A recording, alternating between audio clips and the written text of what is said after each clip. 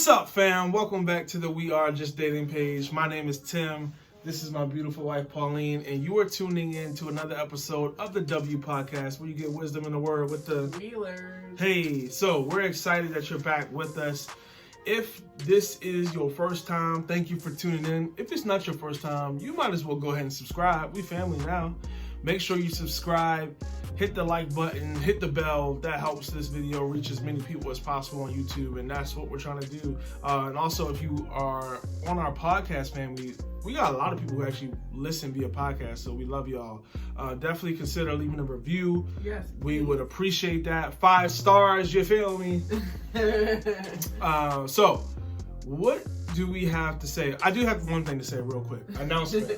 Announcement real quick. So, this Wednesday, we are doing an IG Live on our Instagram at We Are Just Dating, talking about boundaries, and it's going to be good. It's not going to be what you think. You got to tune in, 7:30 p.m. We're not going to be on there long. It's going to be 30 minutes, so make sure you tune in, get in, and it's going to be a really, really good conversation. Some things you may have never considered when it comes to boundaries. If you're not dating, you should still tune in because you're going to need this information one day. And anything else you want to say today? It's free. I like that. IG Lives are free, so tune in. We're excited to be able to bring this content to you all. So definitely make sure you mark your calendar, turn on notifications if you can do that. Yeah. So, what are we talking about today? Can you tell the people? Today we are talking about next steps in marriage. Well, next steps towards marriage. Yes, next steps towards marriage. Sorry, in my head I was thinking about the marriage march. Dun, dun, dun, dun, dun, dun, that one. All right. This is me holding a bouquet. I don't know what you're doing. So, we're talking about next steps towards marriage. And y'all know we talk to a lot of different couples, and this is a question we get a lot. How do I know I'm ready for marriage? Yeah. Is my partner ready for marriage? So we're going to talk a little bit about that. Now, God willing, this is just some vision casting. Hopefully next year we'll be able to do something that's much more in detail and in depth on this topic. But we're going to give you a little appetizer here. It's still going to be good, but hopefully we got a full course meal coming for you next year regarding this, because we know that this is an area that is important. Yeah. Because if you choose wrong, you stop. Well. Biblically. So this topic is huge. Hopefully it's helpful to you guys if you are dating, because holiday season seems to be a very popular time for people to propose. So if you're thinking about that, obviously if you're the guy thinking about that, and if you're the girl thinking, do I even want that? Are we ready for that?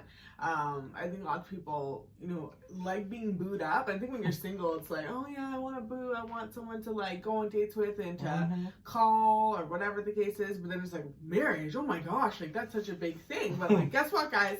The point of dating is to get married. Yeah. So we definitely want to talk about next steps towards marriage, and even some fears maybe that you have about approaching kind of that season of your relationship.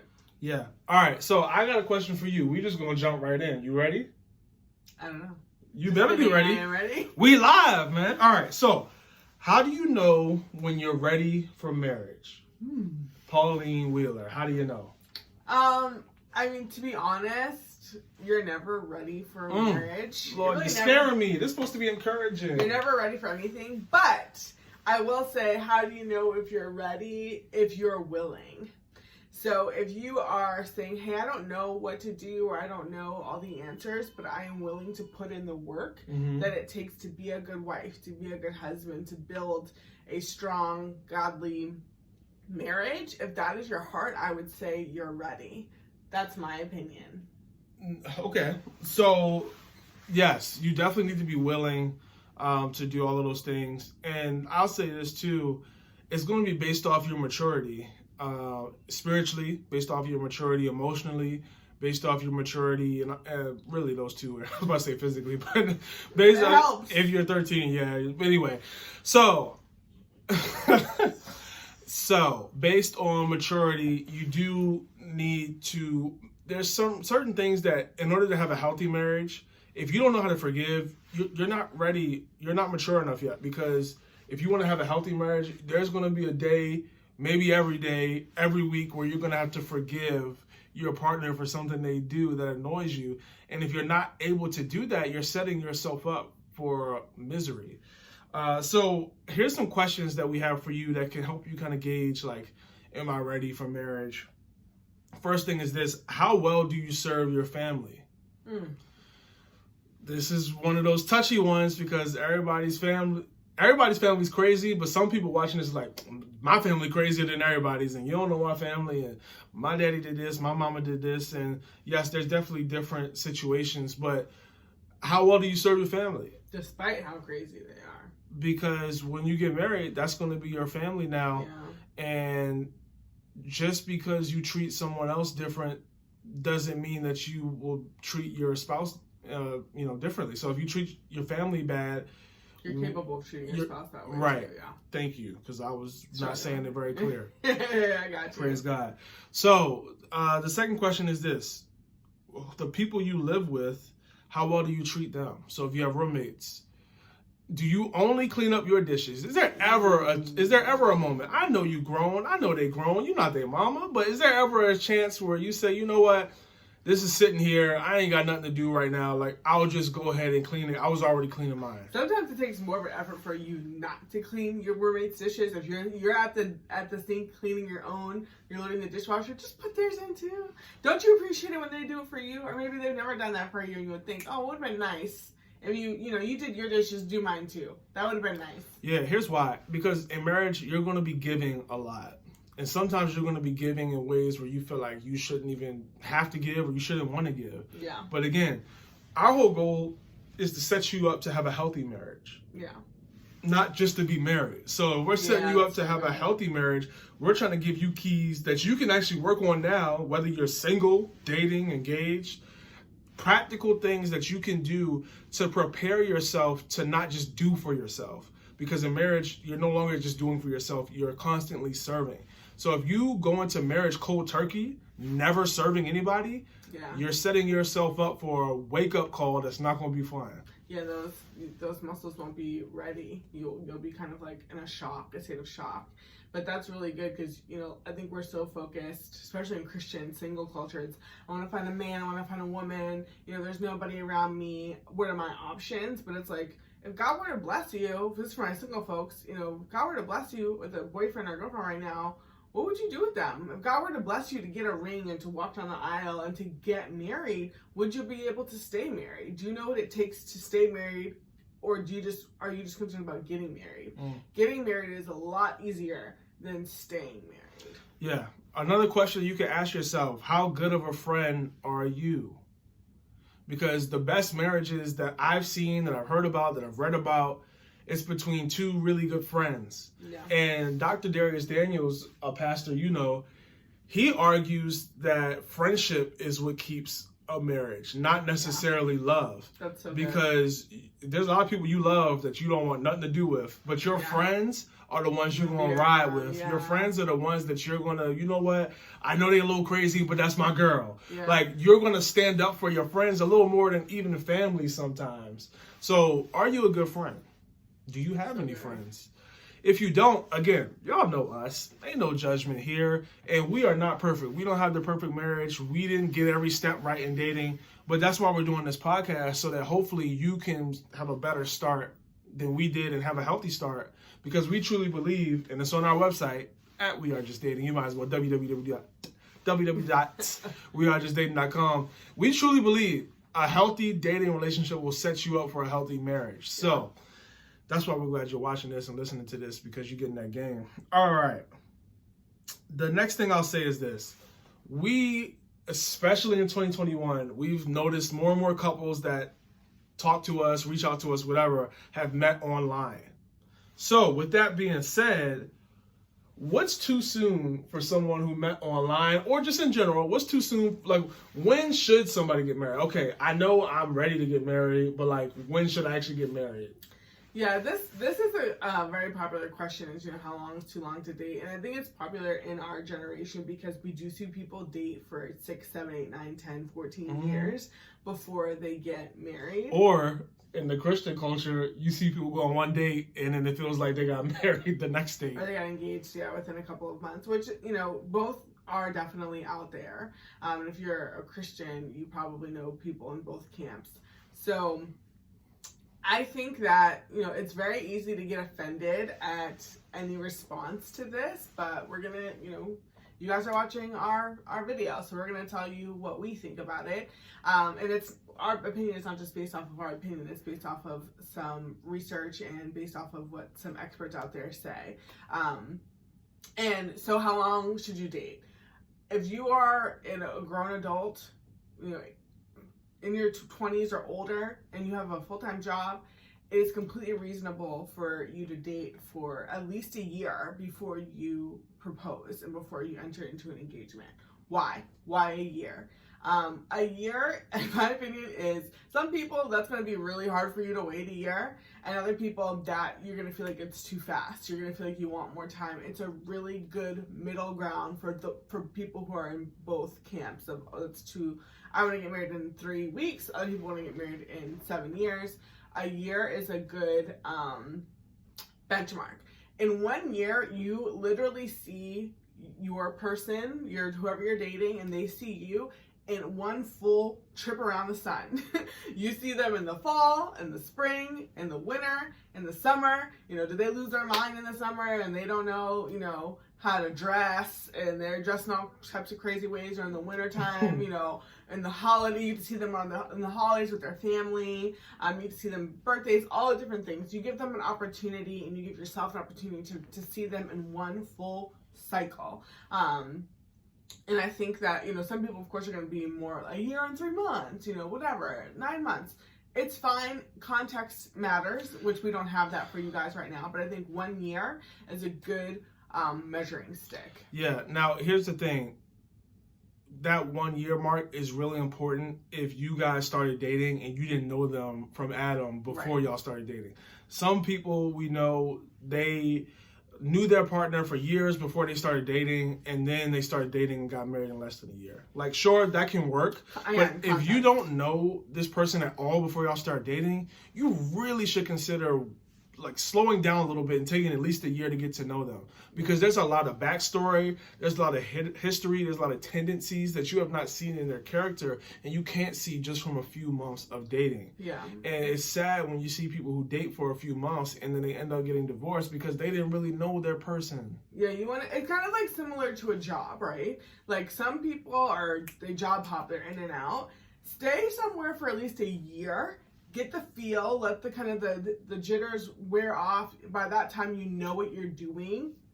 You have a good rhythm set, and then decide, is this somewhere I want to stay long term? Give it some time, because, in a year's time of you dating someone, you're going to see them go through a failure. You're going to see them go through a success. You're going to see how they respond in those situations. Do they run to God? Do they run away? You guys are going to have an argument in that time period. You're going to see them again interact with their family. They'll interact with your family. You get to meet their friends. You can't do all of those things in 3 months.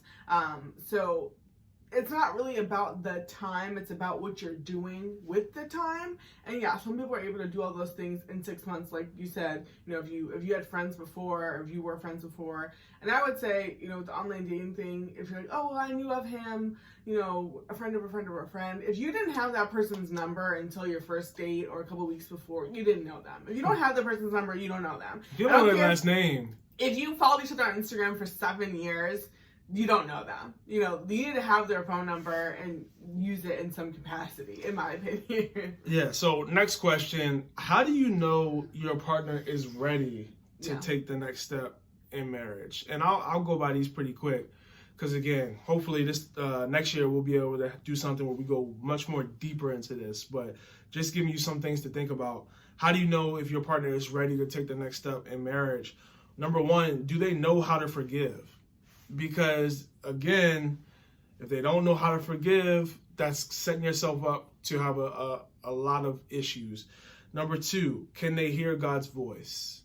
And these are not necessarily in order, because honestly, you may want to know if they can hear God's voice first. But can they hear God's voice? What does this look like practically? Let's not be Christianese here.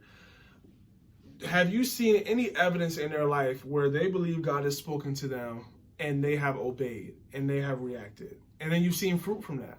So God has told them to stop watching a certain show or whatever because it's doing something, or God has told them to do whatever it is. It doesn't matter what it is. But is there any evidence that they heard from God and have obeyed in their life? Is there anything you would add to that? I see you thinking. Yeah, I would say you definitely want to see it happen while you're dating. Like, I wouldn't really want to do 6 years ago. I wouldn't want to do a retroactive example or like proof of that. Like, oh yeah, when God told me to go to that school and that's why I graduated with a 4.0 GPA. I know God told me to do it. And it's like, well, it's already over. Yeah. So it's easy to say, in retrospect, to say that was God, and we all have those moments, and that's great. But you do want to see them working out their faith and fear and trembling, and think, I really don't know if this is the right thing to do. I am unsure, but I feel like the Lord is leading me to do this, so I'm gonna try it out and see what happens. Yeah. Pray for me. And then obviously, you're just waiting kind of on the sidelines, and cheering them on and praying for them on your own if you want, but. Yeah, third thing to look at, like, is my partner ready? Is this somebody that I should marry? Is, do they give? Are they generous? Yeah. Are they generous? Do they serve their friends? Do they serve their family? Do they serve anybody besides themselves? Like, do they give? Because that's something that you should be doing constantly in a healthy marriage.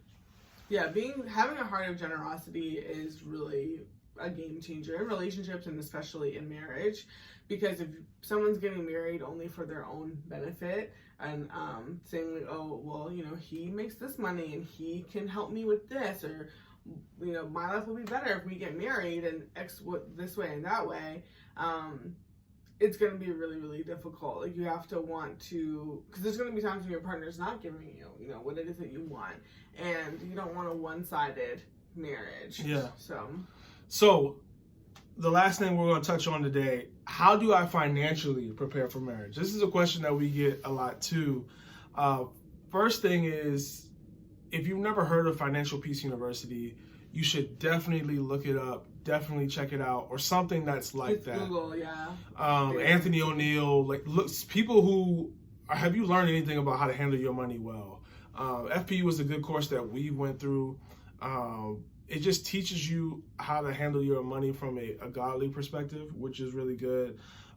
Spend less than you make is a good principle. You can't do that if you don't budget. So budget. Have a stable income. Like, you can't be hopping from job to job every 3 months and think you can sustain a family. Like, that's just not going to be. If you don't make enough money and you want to get married, I'll ask you this, especially for the fellas, like, what are you doing about that? Are you doing Instacart? Are you doing DoorDash? There's so many different side hustles that you can do. Yeah. If you're broke but you want to get married, you should be working 6 days a week.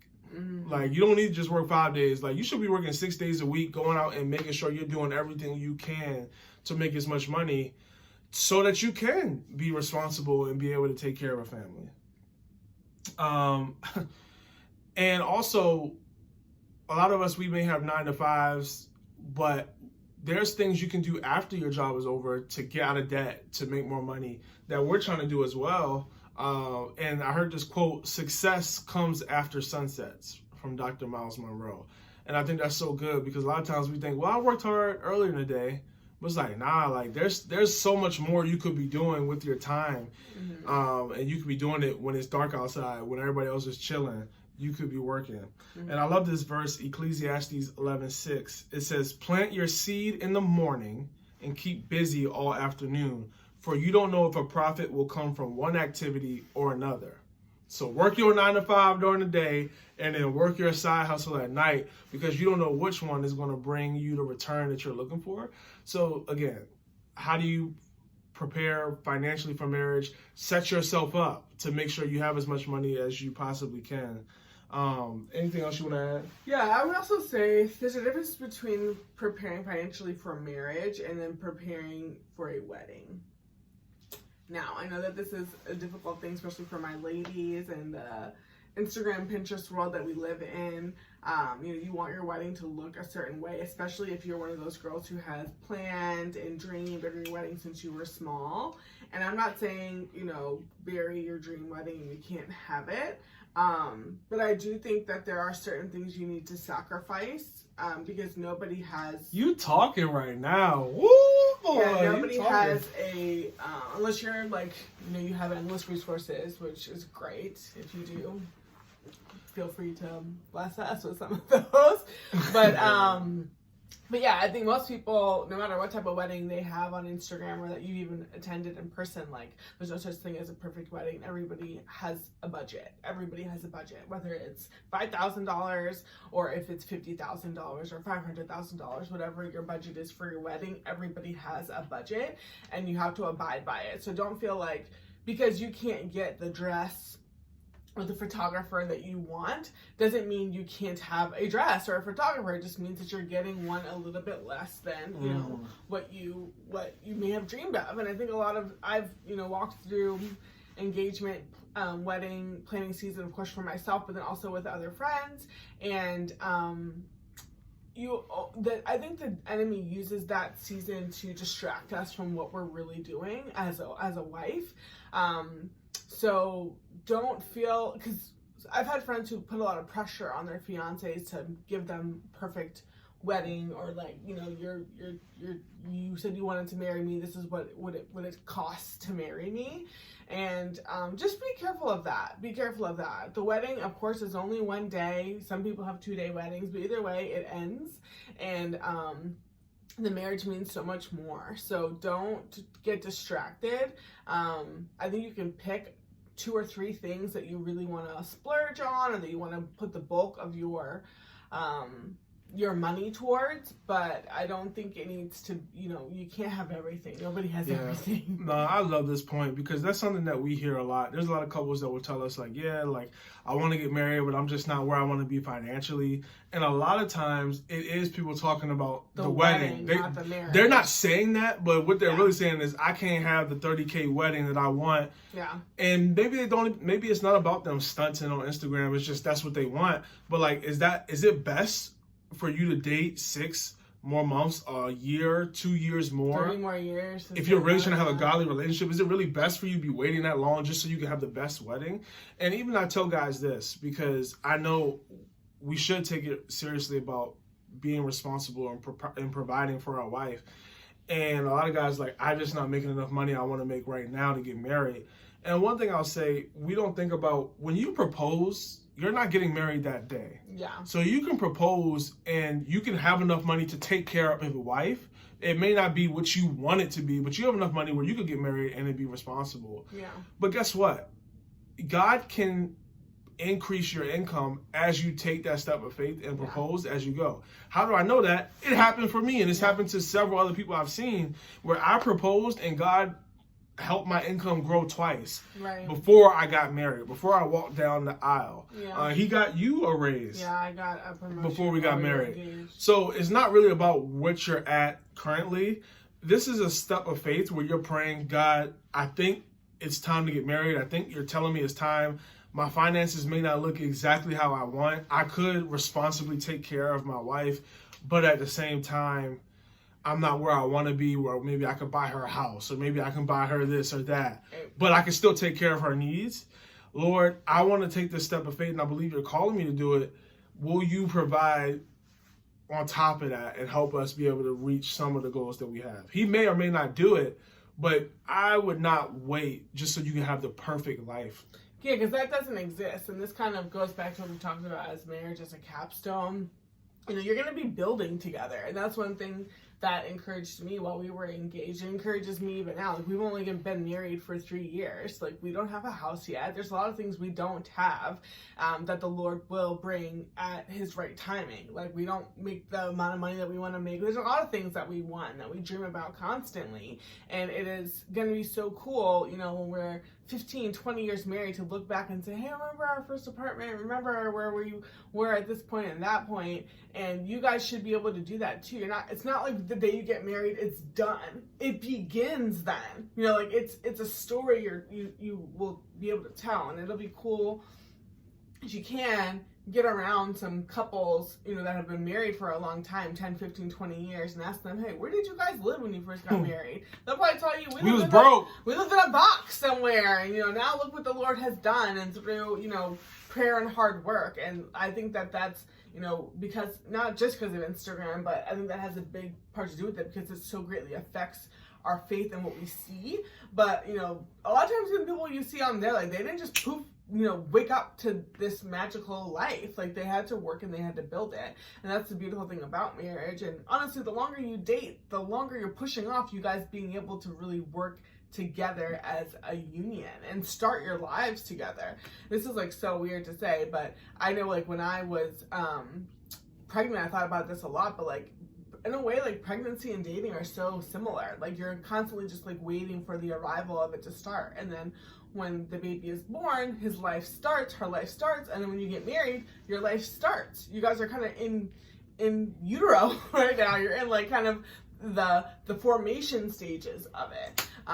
So don't push it off any further if you know that this is the person you want to marry, so you can start your lives together. Yeah. That was good. So hopefully this was helpful. Just a few next steps towards marriage. It's not everything. We can't cover that in the whole one podcast. But these are some things you definitely want to be thinking about. Definitely ways you can be preparing right now.